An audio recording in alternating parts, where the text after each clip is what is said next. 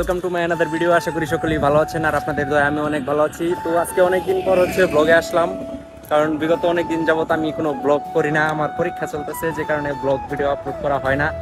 তো আজকে এখন বাজে সকাল 5টা।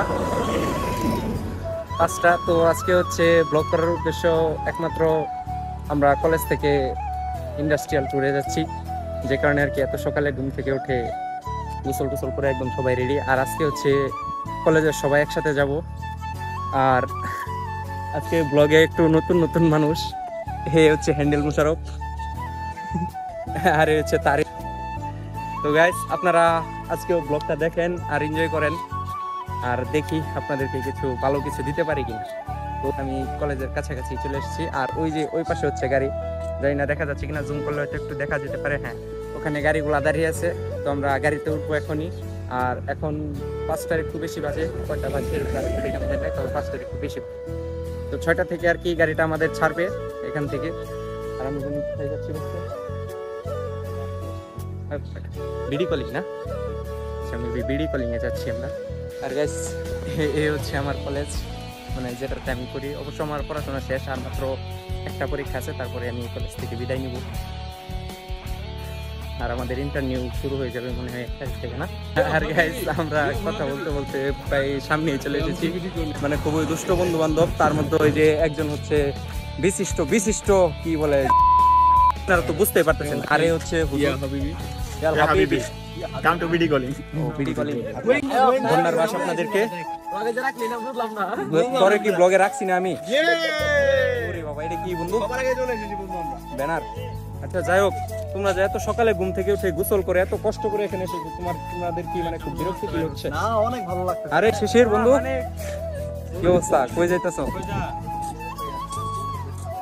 পরে যাক, দুঃখজনক বিষয়। ওরে বাবা, মানে Hello guys, welcome to our new vlog. ধন্যবাদ বন্ধু। তো যাক, এই গাড়ি, এগুলা দিয়ে আমরা যাবো। আর এই যে এত আগে যাইতে কইছে, এখন তো কোনো কিছু নেই। আমরা তো ঘুমাইছি, আমিও তো ঘুমাইছি না। এই যে এইটা ঘুমাইছে, সামনে তো ঘুমাইছে, আমরা তো ঘুমাইছি। চোখ খুলে কি লাগবে দেখছো? একাধারে সর্দি লেগেছে। ইয়ো ম্যান, ইয়ো। আর কই দূর নিচে ধর। তো করে নিয়ে ব্লগ আমার একবারে কি কইতাম। আরে এরা তাদের ঠিক করে কইতালি। হ্যাঁ, বাংলা কো এটা মানে জানি না, বাংলা মনে ফাঁকি।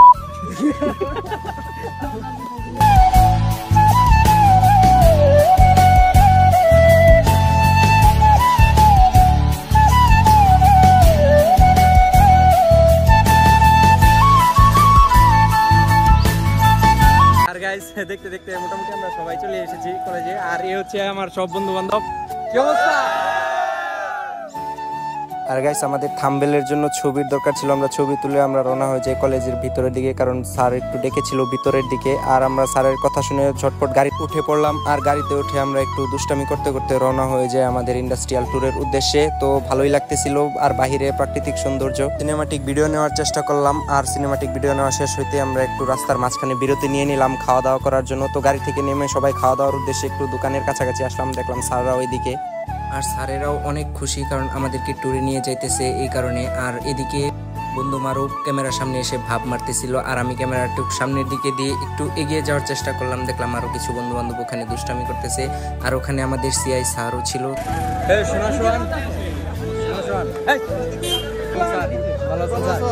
আলহামদুলিল্লাহ।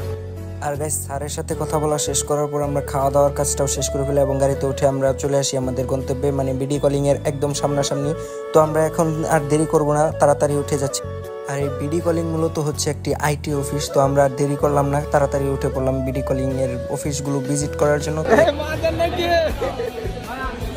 তো গাইস, মোটামুটি ভালোই লাগতেছিল বিডি কলিং এর অফিসে। একটু ঢোকার আগে থেকে মনে হচ্ছিল যেন কোনো একটা ভালো কিছুর মধ্যে আমরা যাইতেছি। তো অফিসে ঢুকে পড়লাম, আর ঢুকতেই দেখলাম অফিস ভরা অনেকগুলা মানুষ। আর আমরা চারপাশে একটু ক্যামেরা ঘুরিয়ে দেখতে লাগলাম যে অফিসটা কেমন। আসলে অফিসটা অনেক সুন্দর ছিল, আর এখানকার এমপ্লয়ি ছিল যারা, তাদের ব্যবহার অনেক সুন্দর ছিল। আর তারা আমাদেরকে অনেকগুলো বিষয়ে ডিসকাস করেছে।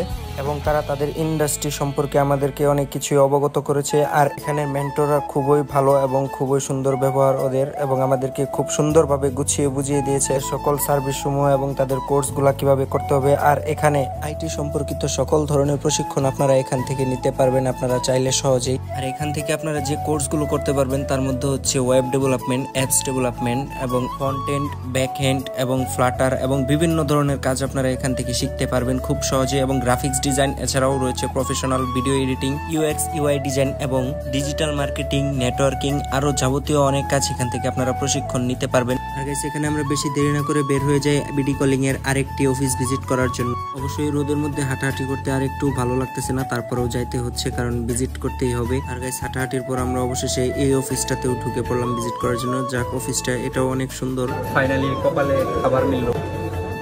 এই হচ্ছে খাবার। এতক্ষণ না খেয়ে থাকার অনুভূতিটা কেমন? ভাই শরীর পুরা জনান মনে হচ্ছে যে আমি কপিল, আচ্ছা তোমাকে তো ঠান্ডা নিয়ে দিতে পারি, চাইলে একটা ব্যাং আমি ওই সময় ম্যানেজ করে দিতে পারতাম। যাই হোক, অফিসটা কিন্তু অনেক সুন্দর। বন্ধু কি অবস্থা? আচ্ছা, এক প্রকার খাদক আচ্ছা দিলাম একটু, ওই যে আরেক খাদক, এটা হচ্ছে বাইশটা হ্যান্ডেল। এতপর খাবার পাওয়ার পর আমি তাড়াতাড়ি করে খেয়ে নিচ্ছি, কারণ আবার এখান থেকে বের হয়ে যেতে হবে বঙ্গবন্ধু নব থিয়েটারে, কারণ স্যার আমাদেরকে বলেছেন যে এখানে খাওয়া দাওয়ার পর আমরা ওখানে যাব। তো তাড়াতাড়ি খাওয়া দাওয়া শেষ করে ফেললাম, কিন্তু এই দুই খাদক এখনো খাওয়া দাওয়া শেষ করতে পারলো না। আর এই দুই খাদকের খাওয়ার স্টাইল দেখে আসলে কি বলবো, মনে হয় জীবনে খাই নাই। তো বন্ধু, তোরা জীবনে খাস নাই ব্যাপার না, আমি তোদেরকে একদিন ট্রিট দিব অবশ্যই। আর গাইস আমাদের খাওয়া দাওয়া মোটামুটি প্রায় শেষ, কিন্তু দেখেন এইবার ওই দুই খাদক এখনো খাওয়া দাওয়া শেষ করতে পারলো না। এখন ওই দুই খাদক তাদের খাবার নিয়েই ব্যস্ত। আর গাইস খাওয়া দাওয়া শেষ করার পর আমি একটু চা খাইতেছিলাম সবাইকে নিয়ে। আর এখানে চা ছিল আনলিমিটেড, কফিও ছিল আনলিমিটেড, তাই সব বন্ধু বান্ধব মিলে একদম দুমায়া চাটা খাওয়া শুরু করে দিয়েছে একদম। কিন্তু এই দুই খাদক এবার তাদের খাবার হাতে নেই। আবার আমার কফিল এসে এখানে খুব ভাব মারতেছিল আমার ব্লগের সামনে, তো আমি ব্লগে নিয়ে নিই। আর গাইস আমরা এখন রওনা দিয়ে দিয়েছি আমাদের সেই গন্তব্যের উদ্দেশ্যে যাওয়ার জন্য। আর গাইস ফাইনালি এখন আমরা নব থিয়েটারের সামনে একদম। আর গাইস এটা বাইরে থেকে খুব সুন্দর দেখাচ্ছিল, আর যারা এখানে থাকেন তারা অবশ্যই জানেন। তো আমি যেহেতু এবার প্রথমবার গিয়েছি, তো আমার অনুভূতিটা একটু অন্যরকম ছিল, যাক ব্যাপার না।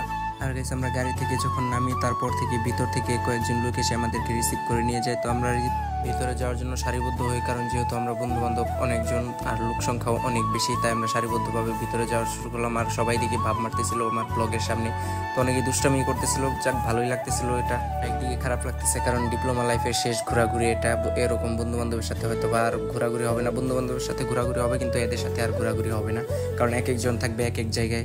আর এদিকে আমি ভিডিও করতেছি, কিন্তু আমি আমার ভিডিওতে নাই, আমি আমার কষ্টটা প্রকাশ করার চেষ্টা করলাম। তো গাইস একটু বোরিং লাগতেছিল, তাই একটু দুষ্টামি করতে লাগলাম, কারণ এখনো 5টা বাজে নাই, 5টার সময় আমাদের শোটা শুরু হবে আর কি, আমরা শোটা দেখবো।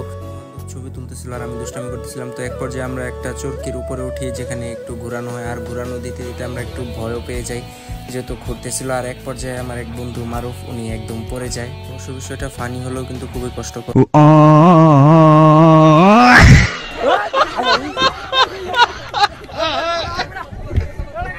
যাই হোক গাইস, আপনাদেরকে একটু বিনোদন দেওয়ার চেষ্টা করলাম। আর গাইস কথা বলতে বলতে আমরা এখন নব থিয়েটার ভিতরে একদম, আর ভিতরে গিয়ে আমরা একটু শো দেখার জন্য তাড়াতাড়ি হাঁটতে লাগলাম। আর গাইস হলের ভিতরে ঢুকতেই খুবই ভালোই লাগতেছিল, কারণ ভিউটা খুব সুন্দর ছিল আর খুবই অসাধারণ ছিল, কারণ 3D ভিউ ছিল। আর গাইস আমরা আমাদের যার যার সিটে বসতে লাগলাম, কারণ এখনই শোটা শুরু হয়ে যাবে। তো গাইস ধৈর্য সহকারে আমরা শোটা দেখেছি, খুবই ভালোই লেগেছিল। তবে অ্যানিমেশনগুলো ছিল খুবই সুন্দর। আর সত্যি কথা বলতে গাইস, যদি এখানে আমরা বসে ভূতের মুভি দেখতে পারতাম তাহলে অবশ্য খুবই ভালো লাগতো। তো আজকের ভিডিওটা বড় করতেছি না, দেখা হবে নেক্সট কোনো ভিডিওতে। ভিডিওটি কেমন লাগলো অবশ্যই কমেন্ট করে জানাবেন। ধন্যবাদ সকলকে।